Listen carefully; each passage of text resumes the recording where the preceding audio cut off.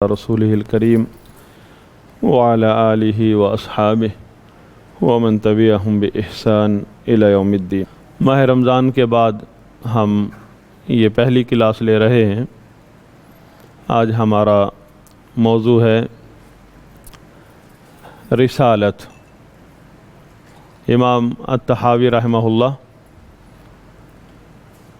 فرماتے ہیں وَأَنَّ مُحَمَّدًا عَبْدُهُ الْمُصْطَفَى وَنَبِيُّهُ الْمُجْتَبَى وَرَسُولُهُ الْمُرْتَضَى۔ شروع میں فرمایا تھا نقول فی توحید اللہ معتقدین بتوفیق اللہ ان اللہ واحد لا شریک لہ، کہ ہم اہل سنت والجماعہ کا جو عقیدہ ہے کہ ہم یہ کہتے ہیں اللہ کے بارے میں عقیدہ رکھتے ہوئے اس کی توحید کے بارے میں کہ اللہ تعالی وحدہ لا شریک ہے، اس کا کوئی شریک نہیں ہے، اس کی عبادت میں، اس کی ربوبیت میں۔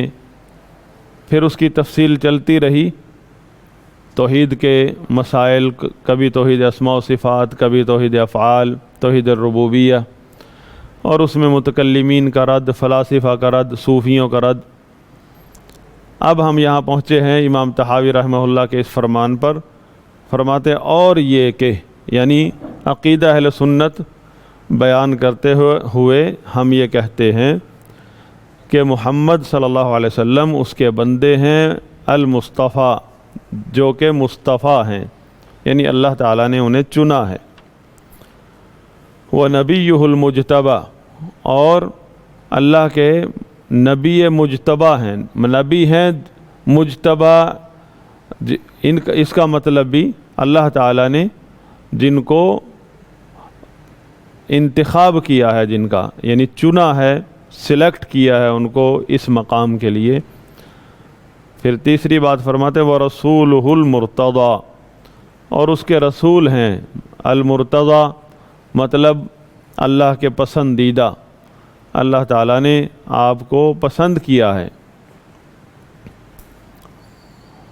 تو امام شیخ البانی رحمہ اللہ اس کے تعلیق میں فرماتے ہیں کہ اعلم ان کل رسول نبی ولیس کل نبی رسولا، کہ ہر رسول نبی ہوتا ہے اور ہر نبی رسول نہیں ہوتا۔ اہل علم نے اس موضوع پر، نبی اور رسول کے موضوع پر، نبی اور رسول میں کیا فرق ہوتا ہے، اس میں کافی تفصیل سے کلام پیش کیا ہے۔ خلاصہ یہی ہے کہ راجح قول یہی ہے کہ ہر رسول نبی ہوتا ہے۔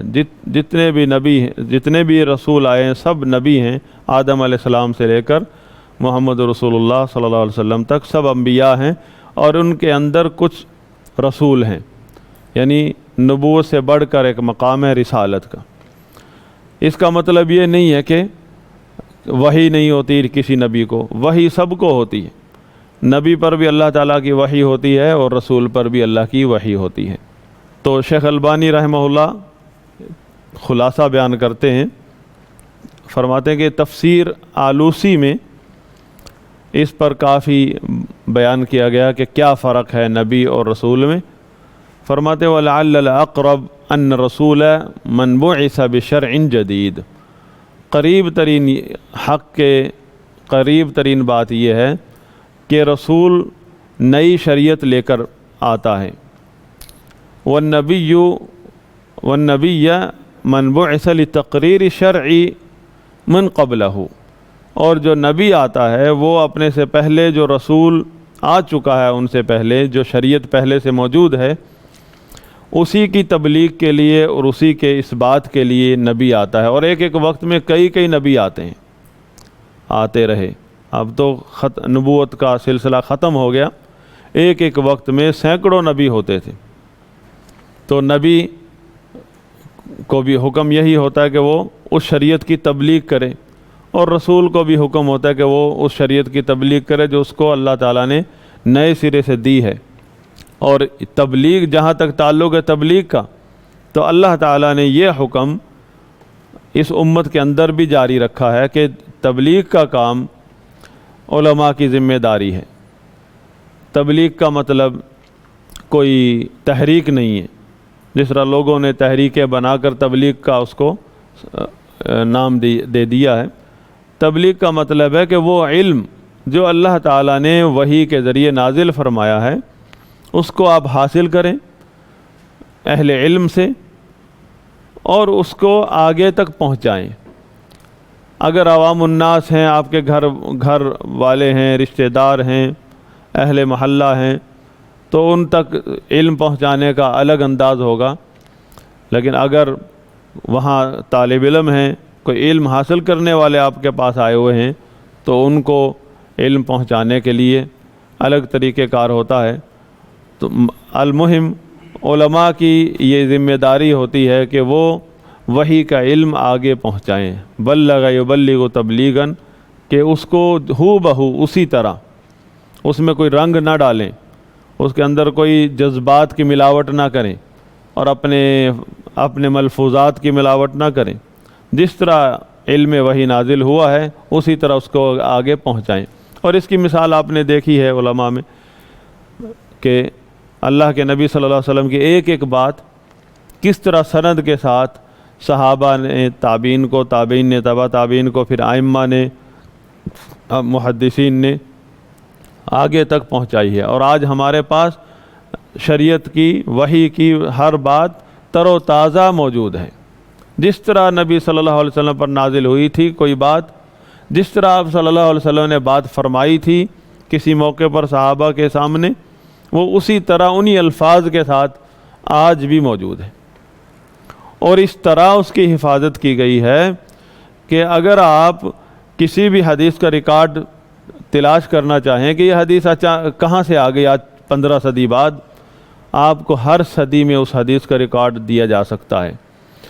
اہل سنت کے پاس یہ شریعت کا علم الاسناد جو ہے اس طرح تر و تازہ موجود ہے کہ اہل سنت آپ کو نبی صلی اللہ علیہ وسلم کی ہر بات، جس صدی میں آپ پوچھنا چاہتے ہیں اس صدی میں کہاں تھی یہ بات، کون عالم تھا جس کے پاس تھی، اہل سنت بتا سکتے ہیں آپ کو کہ یہ حدیث فلاں صدی میں کہاں تھی،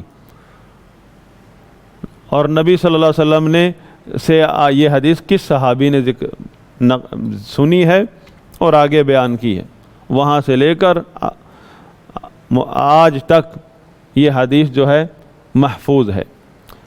بہرحال یہ تبلیغ کا کام یہ تمام انبیاء کرام کا کام تھا اور تمام نبیوں کا، اور اللہ تعالیٰ نے نبیوں کے وارث جو ہے علماء، ان کو یہ کام سونپا ہے۔ لیکن تبلیغ کا مطلب ہے کہ آپ اس چیز کو ہو بہو پہنچا دو۔ اور ایک بندے کے پاس وہ چیز ہے ہی نہیں، کیا پہنچائے گا؟ آپ نے وہ امانت تو اٹھائی نہیں جو آپ کے ذمے، آپ نے یہ امانت آگے تک پہنچانی، امانت کی طرف تو آپ نے دیکھا تک نہیں، امانت کو آپ جانتے تک نہیں، اور نکل کھڑے ہوئے آپ تبلیغ کے لیے۔ کیا چیز دینے جا رہے ہیں؟ امانت تو پہلے علماء سے آ کر لے لیں۔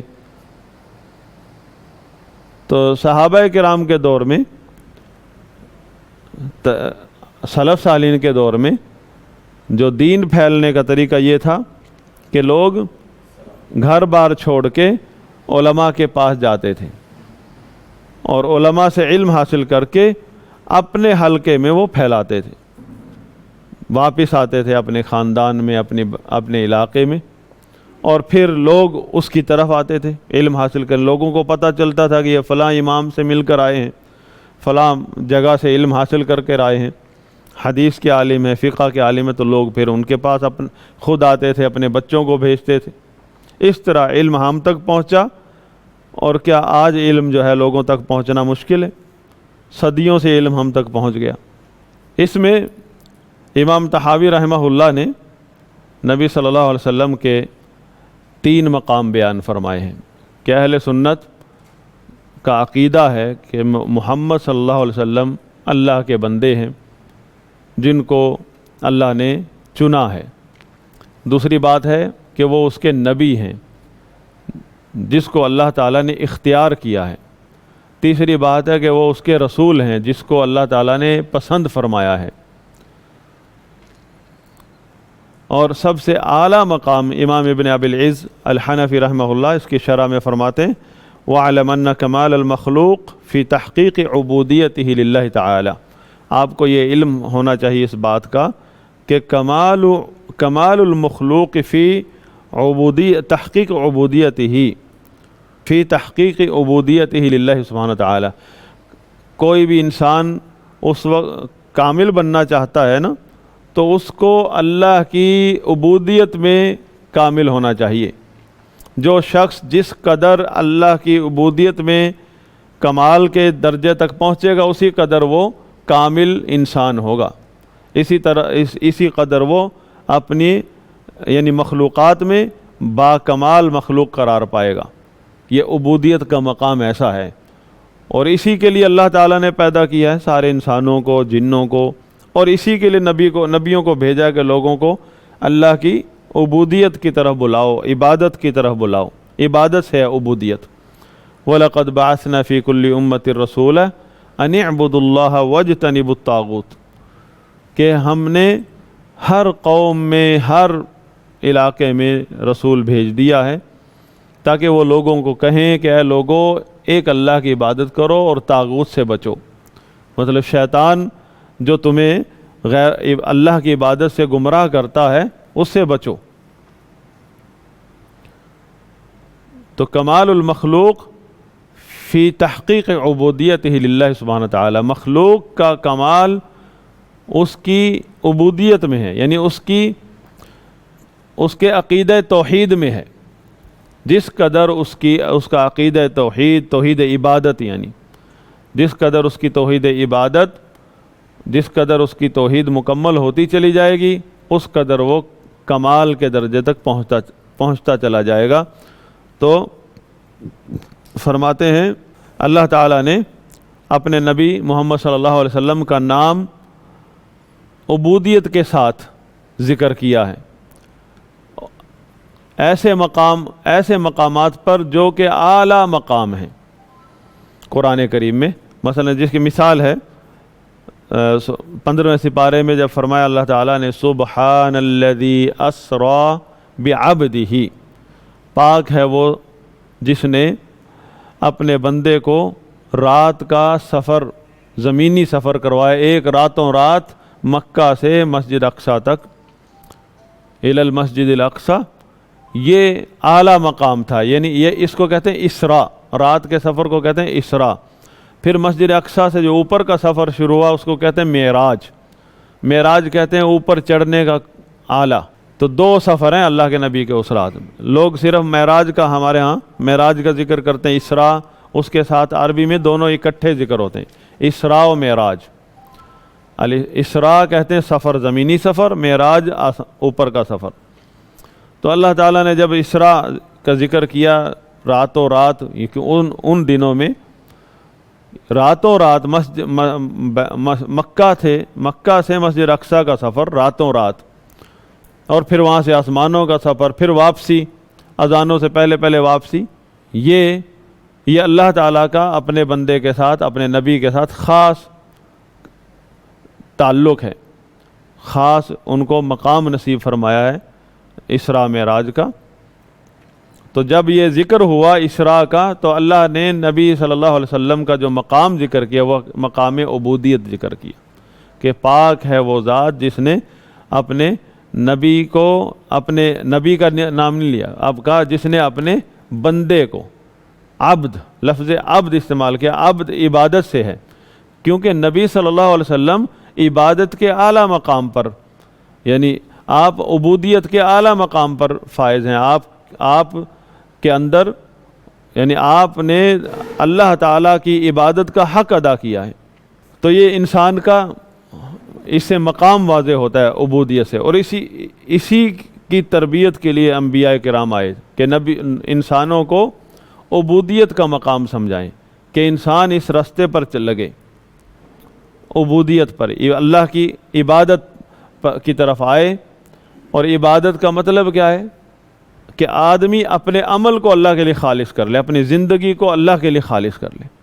دوسری جگہ فرمایا وَأَنَّهُ لَمَّا قَامَ عَبْدُ اللَّهِ يَدْعُوهُ، کہ جب نبی صلی اللہ علیہ وسلم کا ذکر فرمایا کہ جب اللہ کا بندہ کھڑا ہوا اس کی طرف دعوت دینے کے لیے، سورہ جن کے اندر کادوا یکونون علیہ لبدا، کہ مشرکین نے آپ کی مخالفت کی جب آپ نے لوگوں کو دعوت دی، تو وہاں جب نبی کا ذکر فرمایا اللہ تعالیٰ نے، وہاں بھی مقام عبودیت ذکر کیا کہ اس کا بندہ کھڑا ہو کر اس کی طرف بلا رہا ہے اور مشرکین کو اللہ کی دعوت سنا رہا ہے۔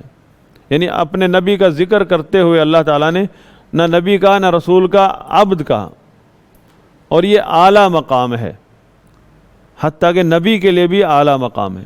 اس طرح کئی مثالیں ہیں اس کی۔ تو یہاں امام طحاوی رحمہ اللہ یہ عقیدہ اہل سنت کا یہ پوائنٹ کس لیے اٹھاتے ہیں؟ کیونکہ یہ عقیدے کی کتاب ہے اور یہاں اسلام کی صحیح شکل جو ہے وہ پیش کرنا یہ مقصود ہوتا ہے عقیدے کی کتاب میں، کیونکہ جب تک آپ عقیدہ نہیں پڑھیں گے آپ کو اسلام کا صحیح کانسیپٹ نصیب نہیں ہوگا، اور اسلام کے جو مخالفین ہیں یا مسلمان اسلام کے نام لیوا لوگ جو غلط چل پڑتے ہیں، اسلام کی غلط تشریح کرتے ہیں، آپ ان کا کچھ نہیں کر سکتے جب تک آپ عقیدہ نہیں جانتے۔ آپ ان کے شر تو محسوس کر رہے ہوتے ہیں، آپ ان کی خرابیاں محسوس کر رہے ہوتے ہیں، لیکن آپ ان کا علاج نہیں کر سکتے جب تک آپ کو عقیدے کا علم نہ ہو۔ آپ غلط کو غلط نہیں کہہ سکتے اور صحیح کو آپ غلط صحیح میں فرق نہیں کر سکتے۔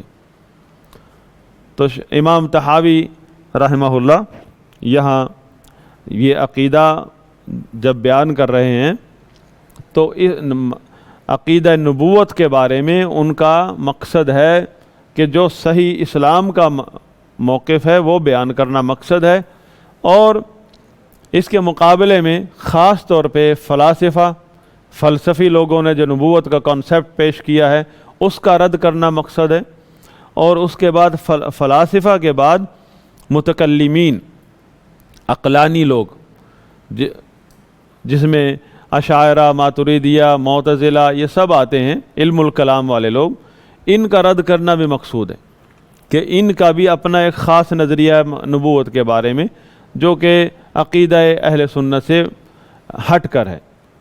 تیسرا گروہ جو ہے وہ ہے صوفیت کا، کہ جن کا نبوت کے بارے میں نظریہ جو ہے وہ منحرف نظریہ ہے۔ جیسے فلاسفہ جو ہیں، اب وحی کے بارے میں کیا کانسیپٹ ہے اہل سنت کا کہ اللہ تعالیٰ اپنے نبی سے کلام فرماتا ہے، اور سورہ شورى میں بتا دیا کہ 3 طریقوں میں سے کوئی بھی طریقہ ہو سکتا ہے، الا وحیا او من وراء حجاب او یرسل رسولا، کہ یا تو اللہ تعالیٰ مخفی طور پر اپنے نبی کو کچھ نہ کچھ کوئی بھی چیز بتا دیتا ہے۔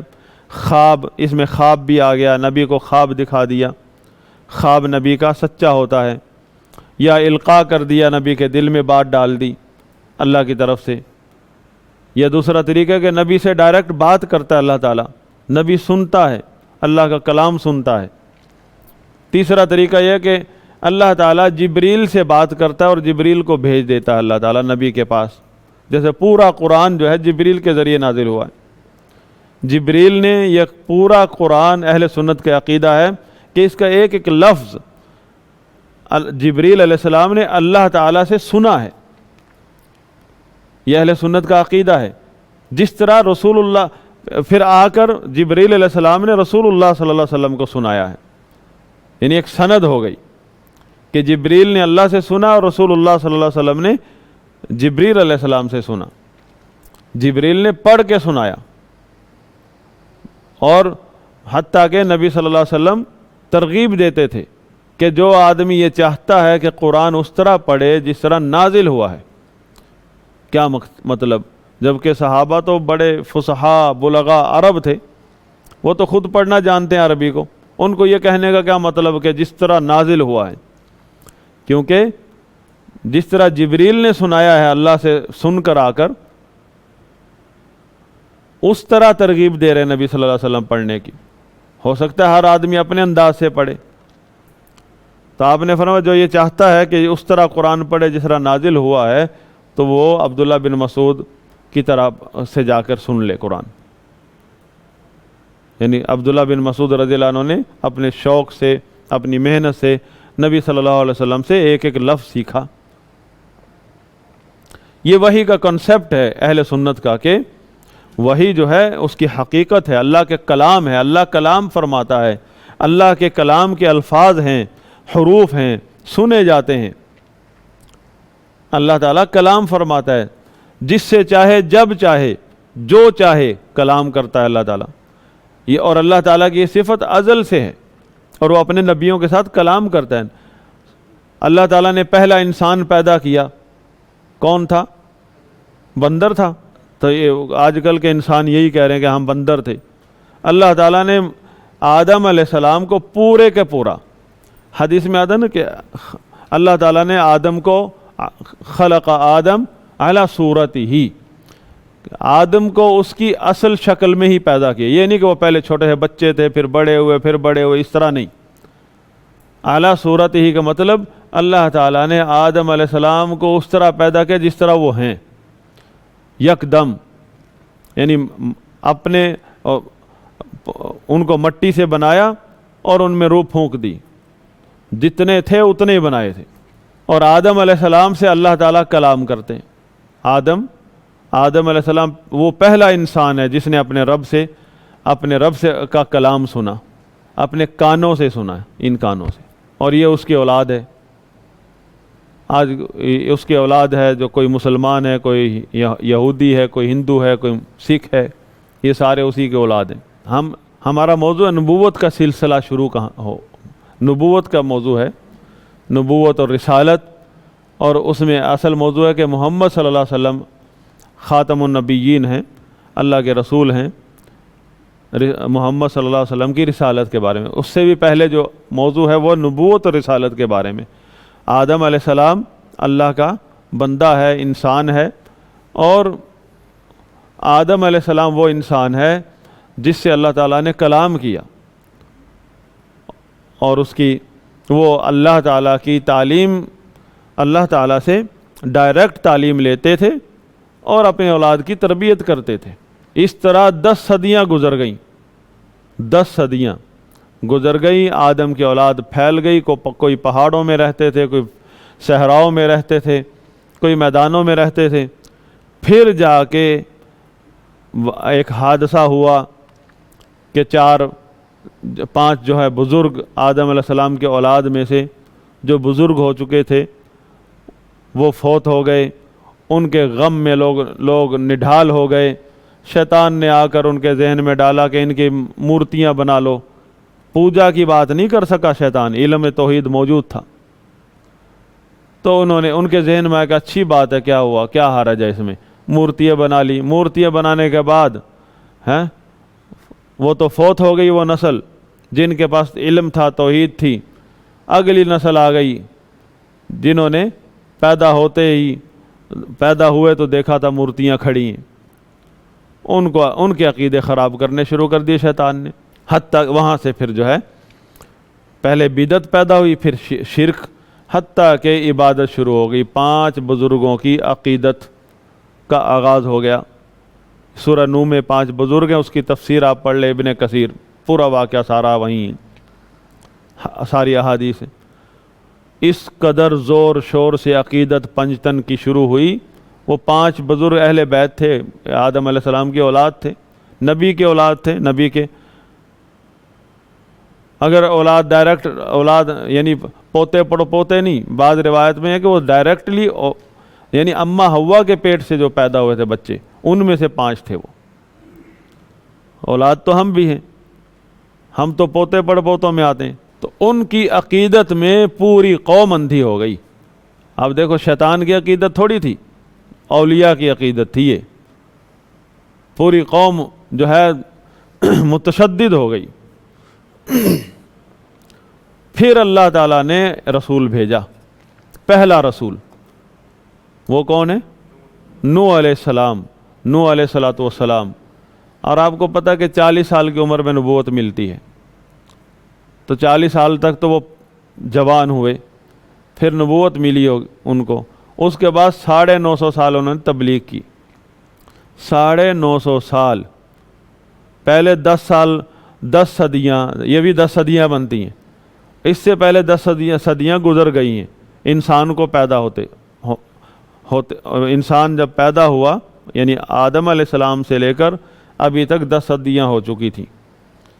آگے نوح علیہ السلام نے 10 صدیاں گزار دی تبلیغ میں، اسی قوم کو سمجھانے میں کہ بھائی اعبد اللہ، اللہ کی عبادت کرو، اس کے علاوہ تمہارا کوئی معبود برحق نہیں ہے، سب باطل ہیں، چاہے یہ اولیاء ہیں۔ وہ اللہ کے رسول 950 سال تبلیغ کرتے رہے۔ تو اب ہمارا بچہ جانتا ہے اللہ کے رسولوں اور نبیوں کے واقعات، شوق سے سنتے ہیں سارے، سیرت انبیاء، قصص الانبیاء، ہر بندہ عام سا مسلمان بھی۔ اب نبیوں اور رسولوں کے بارے میں ہمارا کیا کانسیپٹ ہے، اس کے بارے، یہ ایک عقیدے کا مسئلہ ہے کہ وہ کون ہوتے ہیں رسول اور نبی، اور کس وجہ سے نبی اور رسول کہا جاتا ہے ان کے، وجہ کیا ہے؟ جب وہ انسان ہی ہوتے ہیں، لیکن وہ عام انسانوں کی طرح نہیں ہے، ان کا مقام جو ہے وہ اعلیٰ ہے، کیوں؟ ان سے اللہ تعالیٰ کلام کرتا ہے، ان پر وحی کرتا ہے۔ وہی جب لفظ وحی آ جائے، جب نبی کا پتہ چل جائے کہ فلاں نبی ہیں یا رسول ہیں، تو فوراً ذہن میں آئے گا کہ اللہ کے ساتھ اس نبی کا تعلق ہے وحی کے ساتھ، کہ اللہ تعالیٰ ان کو وحی کرتا ہے۔ وحی کا مطلب کیا ہے؟ اس کی اقسام ہے کہ اللہ تعالیٰ جبریل بھیج کر بھی اپنی بات سنا دیتا ہے، اور جبریل کیا کرتے ہیں؟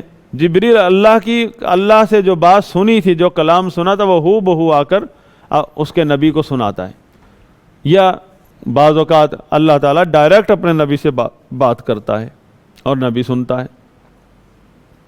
نبی کون ہے؟ انسان ہے، اس زمین پر ہے، اور اس کا خالق کہاں ہے، اور اس کا رب کہاں ہے جو اس سے کلام کرتا ہے؟ وہ عرشوں سے اوپر ہے، عرش سے اوپر ہے۔ عرش کہاں ہے؟ پوری کائنات میں سب سے اوپر ہے، وہ بھی مخلوق ہیں۔ ابھی انسان جو ہے وہ چاند پر پہنچا ہے، اور اللہ کو بھولنا انکار کرنا شروع کر دیا۔ ابھی انسان کو اللہ تعالیٰ کی پیدا کردہ چیزوں کی کافی حد تک اس کے حساب سے، ہماری اوقات کے حساب سے ہم نے بہت کچھ علم حاصل کر لیا ہے، فزکس کا، کیمسٹری کا، یہ ایجادات کا۔ تو ابھی سے ہم نے دعویٰ کر دیا کہ کوئی رب نہیں ہے، کوئی خدا نہیں ہے، کوئی خالق نہیں ہے، کوئی رازق نہیں ہے، اور اللہ تعالیٰ نے انسان کو پیدا کرتے ہی اس کا کنیکشن کر دیا، اس سے بات کرنا شروع کر دی، اس کو سنائی۔ یعنی یہ اسلام جو ہے بندے کو خالق سے ملاتا ہے۔ تو سب سے پہلے جو انحراف پیدا ہوا فلاسفہ سے۔ فلاسفہ جب یہود و نصارہ کے جو اصل میں فلاسفہ جو ہیں وہ اہل کتاب میں تھے، یہود و نصارہ میں تھے یہ لوگ۔ ان کے ہم نے پڑھا تھا 3 گروہ ہیں فلاسفہ کا۔ تو تیسرا گروہ جو ہے ان کو ہم کہتے ہیں متفلسفہ، کہ جب یہ فلسفے کی کتابیں ہارون رشید، مامون رشید کے دور میں عربی میں ترجمہ ہوئی، تو لوگوں نے ان کو پڑھا اور ان کے دماغوں میں فلسفہ کی گھنڈیاں جو ہے وہ پھنس گئی، اور ایک گروہ مسلمانوں میں پیدا ہو گیا متفلسفہ۔ ان کو ہم سیدھا آپ لوگ کہتے ہیں فلسفی ہے، یہ بہت بڑا فلسفی ہے۔ ہم عقیدے کی کتابوں میں کہتے ہیں متفلسف ہے یہ۔ متفلسف مطلب کوا چلا ہنس کی چال، اپنی بھی بھول گیا، نہ ہنس بن سکا نہ کوا رہا۔ وہ کیا وجہ؟ متفلسف کیوں کہتے ہیں؟ کیونکہ فلاسفہ جو وہ کفار ہیں اصل میں۔ فلسفی کا مطلب اصلی کافر۔ آپ سائنسدان کو فلسفی، یعنی آپ جو ہے ایک ماہر ریاضیات، ماہر طبیعیات، اس کو فلسفی کہتے ہیں۔ فلسفہ ایک نظریہ ہے، ماہر طبیعیات کو ہم کچھ نہیں کہتے، ماہر کیمیا، اس کو ہم نہیں کچھ کہتے، وہ ایک فیلڈ ہے، ایک پیشہ ہے، اس میں تجربے سے کام چلتا رہتا ہے۔ یہ بلکہ مسلمان اسکالرز ان سبجیکٹس میں انہوں نے کام زیادہ کیا ہے۔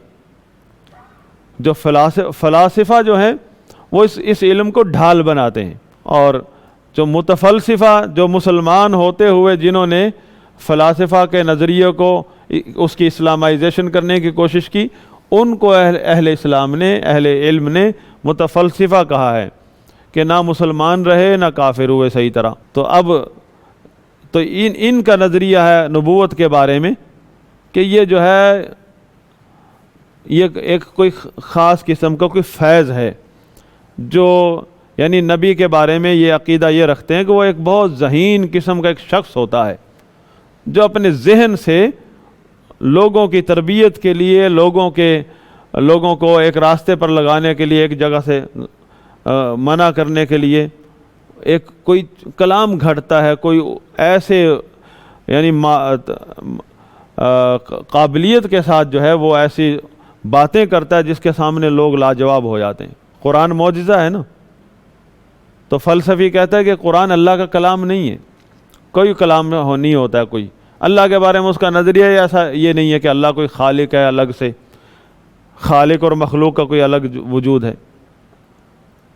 وہ تو کہتا ہے کوئی ایک ایسی، ان میں ایک تو ہے ملحد قسم کے فلسفی، ایک ہے جو الہیات کے بارے میں بولتے ہیں، الہیات کے بارے میں بولتے ہیں، اور وہ کہتے ہیں کہ یہ جو چیز ہے یہاں سے نقطہ حیات پیدا ہو، یہاں سے زندگی کا آغاز ہوا، اس کو ہم جس کو خالق کہتے ہیں وہ کہتے ہیں یہاں سے زندگی کا آغاز ہوا، یہ ہے وہ خالق جس کو تم خالق کہتے ہو۔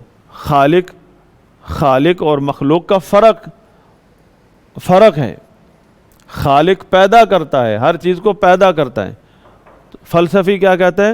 وہ پیدا کرنے کی صلاحیت نہیں رکھتا، بس وہاں سے کائنات کا نظام شروع ہوا ہے، آگے خود بخود چلا ہے۔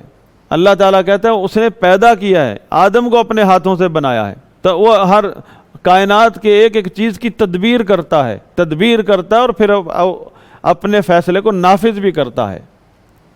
خالق مخلوق سے جدا ہے، مخلوق کا الگ وجود ہے اور خالق الگ ہے۔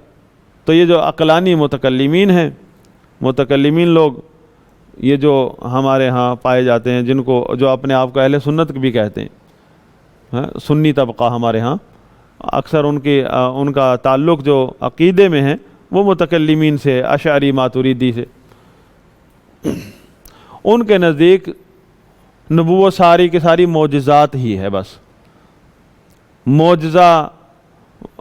حالانکہ اہل سنت کہتے ہیں معجزہ جو ہے وہ نبوت کے دلائل میں سے ہے، لیکن یہ نہیں کہ نبوت کا اس بات اسی کے اوپر کھڑا ہے۔ معجزات پر معجزہ نہیں دکھائے گا نبی تو نبی نہیں قرار پائے گا۔ صحابہ نے معجزات کا مطالبہ کیا کہ دکھائیں معجزہ پھر مانیں گے، پھر کہا اشہدو ان لا الہ الا اللہ، جب معجزہ دیکھ کر کہا اشہدو ان لا الہ الا اللہ۔ ٹھیک ہے، مومن جو ہے معجزات پر ایمان رکھتا ہے، اگر اس کے سامنے کوئی اللہ کا نبی معجزہ، اللہ کے نبی کا معجزہ ظاہر ہو جائے تو اس کی وجہ سے بھی ایمان لا سکتا ہے، لیکن معجزہ کو شرط نہیں بناتا مومن کہ مجھے معجزہ دکھائیں گے تو میں ایمان لاؤں گا۔ نبوت کے معجزہ اگرچہ نبوت کے دلائل میں سے ہے، کیونکہ معجزات نبی کے لیے ہی ظاہر کرتا اللہ تعالیٰ، کسی غیر نبی کے لیے نہیں۔ لیکن نبی کی پہچان معجزات نہیں ہے، نبی کی پہچان اس کی دعوت ہے۔ کیا کہتے تھے نبی صلی اللہ علیہ وسلم؟ نبی کو اللہ تعالیٰ نے کہا ان کو کہیں کہ جو میں دعوت دے رہا ہوں، جو قرآن سنا رہا ہوں، اس کی جیسی کوئی ایک آیت لے آؤ، ایک آیت بنا کر لے آؤ، سارے جمع ہو جاؤ۔ اس چیز کا جو امام طحاوی رحمہ اللہ نے جو چیپٹر بیان کیا ہے، اور ابن ابی العز حنفی رحمہ اللہ نے اس کی بڑی تفصیل سے شرح کی ہے، اس میں بنیادی پوائنٹ یہی ہے کہ نبوت کے معاملے میں اہل باطل یعنی فلاسفہ، متکلمین، اور تیسرا ہے صوفیت کا رد کرنا۔ اور وہ رد کیسے ہوتا ہے اہل علم کے نزدیک؟ وہ پہلے صحیح عقیدہ بیان کرتے ہیں، اہل سنت کا عقیدہ کیا ہے، نبوت کے بارے میں وہ بیان کرتے ہیں، تو اس میں خود بخود جو باطل عقیدہ ہے اس کا رد بھی ہو جاتا ہے۔ تو صوفیت کے متصوفہ جو غالی صوفی ہیں، صوفی بھی کئی طرح کے ہیں، خاص طور پہ جو غالی صوفی جو باطنی فرقے ہیں یہ سارے غالی صوفی ہیں، اور صوفیوں میں صوفیت میں شیعہ سنی کا فرق ختم ہو جاتا ہے، ایک مقام پر جا کر شیعہ سنی کا فرق ختم ہو جاتا ہے۔ ویسے حقیقت یہ ہے کہ تصوف اور تشیع دو ٹریک ہیں جو اسلام کے مسلمانوں کے عقیدے خراب کرنے کے لیے لگے ہیں۔ تو صوفیت کا عقیدہ یہ ہے نبی کے بارے میں، خاص طور پہ ہمارے نبی محمد صلی اللہ علیہ وسلم کے بارے میں، کہ آپ صلی اللہ علیہ وسلم اللہ کے نور سے پیدا ہوئے ہیں۔ تو یہاں بھی ہمارے ملک میں کچھ لوگوں نے اس عقیدے کو پھیلانے کی کوشش کی، تو الحمدللہ انہی میں سے بہت سارے لوگوں نے اس کا رد کیا کہ یہ چیز تو اہل سنت کے عقیدے کے خلاف ہے، لم یلد ولم یولد ولم یکن لہ کفوا احد، اور خالق مخلوق کا فرق ہے۔ ان کا عقیدہ کہ محمد صلی اللہ علیہ وسلم اللہ کے نور سے پیدا ہوئے اور سارے نبی محمد صلی اللہ علیہ وسلم کے نور سے پیدا ہوئے، یہ باطنیوں کا غالی صوفیوں کا عقیدہ ہے۔ ہر صوفی ایسے نہیں بولے گا آپ کو، اور نبی صلی اللہ علیہ وسلم کی محبت کا دعویٰ کر کے اسلام کے اندر خرافات اور کفریات تک کو جو ہے پھیلا دیا اس گروہ نے، غالی صوفیوں نے۔ لہذا امام طحاوی کا یہ فرمان وَإِنَّ مُحَمَّدًا عَبْدُهُ الْمُصْطَفَى، کہ محمد صلی اللہ علیہ وسلم اس کا بندہ مصطفیٰ ہے، یعنی جس کو چنا گیا ہے، وَنَبِيُّهُ الْمُجْتَبَى، اس کا نبی مجتبہ ہے، ایسا نبی ہے جس کو اللہ تعالیٰ نے اختیار کیا ہے، سلیکٹ کیا ہے، وَرَسُولُهُ الْمُرْتَضَى، یہ تینوں الفاظ مصطفیٰ، مجتبہ، مرتضیٰ ایک ہی معنی میں ہیں، سلیکشن کے معنی میں آتے ہیں۔ تو اتنے سے جملے میں تمام فرقوں کا رد ہے، مصطفیٰ، مجتبہ اور مرتضیٰ، یہ جو الفاظ استعمال کیا، کوئی وہ اپنے جملے کو، ڈائلاگ کو خوبصورت کرنے کے لیے الفاظ نہیں لگائے، وہ ان کو پتہ ہے کہ میں الفاظ کیا لگا، کہ اس کا مطلب کیا اور اس میں کون سا عقیدہ واضح ہو رہا ہے۔ مطلب ان کا یہ، اس میں سارے فرقوں کا رد ہو گیا۔ مصطفیٰ، مجتبہ، مرتضیٰ، تین مقام بیان کیے، مقام عبودیت، نبی اللہ کے بندے ہیں، نبی ہیں اور رسول ہیں، اور تینوں میں ایک ایک لفظ ساتھ ساتھ لگایا، مصطفیٰ کہ اللہ کا وہ بندہ ہے جس کو اس نے چنا ہے اپنی نبوت کے لیے، اپنے وحی کے لیے چنا ہے، اور وہ نبی ہے جس کو اللہ تعالیٰ نے اختیار کیا ہے، وہ رسول ہے جس کو اللہ تعالیٰ نے پسند فرمایا ہے رسالت کے لیے۔ مطلب نبوت اور رسالت ایسا کوئی مقام نہیں ہے کہ جو آپ ریاضتیں کر کے، مراقبے کر کے پالو گے، یا اپنے دماغ کو تیز کر کے آپ نبی بن جاؤ گے، جس طرح فلسفیوں کا عقیدہ ہے۔ فلسفی سمجھتے ہیں کہ بہت بڑا ذہین آدمی جو ہوتا ہے نا وہ نبی ہوتا ہے، جس کا دماغ جو ہے نا، اس کے انجن جو ہے وہ عام لوگوں سے زیادہ کام کر رہے ہوتے ہیں، بس وہ نبی ہے۔ وہ یعنی جن نبیوں کا ہم ذکر کرتے ہیں کہ یہ جو فلسفی ہیں، یہ بھی انہی گھروں میں پیدا ہوئے ہیں، بنی اسرائیل کے گھروں میں پیدا ہوئے ہیں، اور بنی اسرائیل میں بہت سارے نبی آئے ہیں، اسلام کی تعلیمات وہاں گھر گھر میں تھی، انہی کے گھروں میں یہ فلسفی پیدا ہوئے ہیں جنہوں نے رسالت کا انکار اس طرح کیا کہ کوئی ایسا رسول نہیں ہوتا ہے کہ جس کو اللہ تعالیٰ سلیکٹ کر لے، یہ رسول خود اپنے تیز دماغ سے جو ہے، وہ ایک بندہ ہوتا ہے جو بہت تیز دماغ کا ہوتا ہے، اور لوگوں کی اصلاح کے لیے وہ جو ہے کچھ کلام پیش کر دیتا ہے، اور کوئی جنت جہنم یہ ساری چیزیں جھوٹ ہوتی ہیں، صرف لوگوں کی اصلاح کے لیے ہوتی ہیں، اور اس طرح جتنے بھی وعدے کیے گئے نا غیب کی خبریں، نبی کا لفظ اس چیز کا رد کر رہا ہے۔ نبی کا مطلب کیا ہے؟ وہ رسول جو اللہ کی بتائی ہوئی غیب کی باتیں لوگوں کو سناتا ہے، غیب کی باتیں۔ عذاب قبر کس کو پتہ ہے؟ کسی لیبارٹری میں چیک کر سکتے ہیں کہ عذاب قبر کیسے ہوتا ہے، یا ہوتا بھی ہے کہ نہیں ہوتا؟ جنت جہنم کی باتیں نبی اسی کو کہتے ہیں۔ نبی کو اللہ تعالیٰ نے وحی کے ذریعے یا معراج کے ذریعے بہت ساری ایسی چیزیں بتائیں جو انسانی عقل اس تک نہیں پہنچ سکتی، اور وہ نبی نے اپنے ماننے والوں کو بھی سنائی، دوسروں کو بھی سنائی، مسلمانوں نے تسلیم کر لی، اور جو دوسرے لوگ تھے حالانکہ وہ بھی نبی کا خون تھے، انہوں نے ماننے سے انکار کر دیا۔ اس لیے کافر کا مطلب انکار کرنے والا، مسلم کا مطلب فرما برداری کرنے والا، تسلیم کرنے والا۔ تو اس میں رد ہے فلاسفہ کا۔ اور اسی طرح وَرَسُولُهُ الْمُجْتَبَى کہ مطلب رسول جو ہے اللہ نے خود مبعوث فرمایا ہے۔ نبی کو تو پہلے سے جو موجود شریعت ہے اس کے اس بات کے لیے، اس کی تائید کے لیے بھیجا ہے، اور وقتاً فوقتاً اس پر وحی بھی نازل کرتا رہتا ہے اللہ تعالیٰ۔ رسول کو تو نئے سرے سے شریعت دے کر بھیجا ہے حالات کے مطابق۔ وہ فلاسفہ کا جو نظریہ نا کہ رسول جو ہے وہ ایک انسان، ایسا انسان ہوتا ہے جو اپنے ذہن سے لوگوں کے حالات کو دیکھ کر ان کی ہدایت کے لیے ایک نصاب مقرر کرتا ہے، نہیں، بلکہ امام طحاوی فرماتے ہیں بلکہ وہ ایسا اللہ کا بندہ ہوتا ہے جس کو اللہ تعالی مبعوث فرماتا ہے، اس کو آرڈر دیتا ہے کہ جا اٹھ، ان لوگوں کو بول، یہ بات کر، یہ بات کر، ان کو یہ سنا، ان کو اس چیز سے منع کر، حق، یہ حق ہے تیرے پاس آ چکا ہے، کھول کھول کے سنا۔ اپنی طرف سے نہیں وہ کر سکتا رسول، بعض اوقات تو ایسی چیزوں سے منع کرنا پڑتا ہے رسول کو جس پر صدیوں سے چلے آ رہے ہوتے ہیں لوگ، یعنی پچھلی شریعت کے کئی احکامات کو منسوخ کر دیتا ہے اللہ تعالیٰ، اور وہ حکم جو ہے رسول سناتا ہے پھر اپنی قوم کو، اپنی مرضی سے نہیں کرتا کچھ بھی۔ عرب ممالک میں قادیانیت کی دعوت جو ہے پھیلانے کے لیے عربی لٹریچر تیار کیا گیا۔ اس عربی لٹریچر میں جو کلام پیش کیا گیا وہ باطنی صوفیوں کا کلام پیش کیا گیا، جس کی وجہ سے سادہ لوگ جو ہے وہ قادیانیت کی دعوت میں آنے لگ گئے، کیونکہ نبوت کے بارے میں صوفیت کا نظریہ اور یا فلاسفہ کا نظریہ یا متکلمین کا نظریہ وہ نہیں ہے جو اسلام کا نظریہ ہے۔ جب اسلام کا نظریہ، اسلام کا دیا ہوا کنسپٹ ختم ہو جائے گا ایک علاقے سے، تو وہاں جو بھی نظریہ آپ قائم کر لیں پھر شیطان آئے گا وہاں گمراہی پھیلا دے گا۔ تو اس چیپٹر کا باقی حصہ انشاءاللہ اگلی کلاس میں ہے۔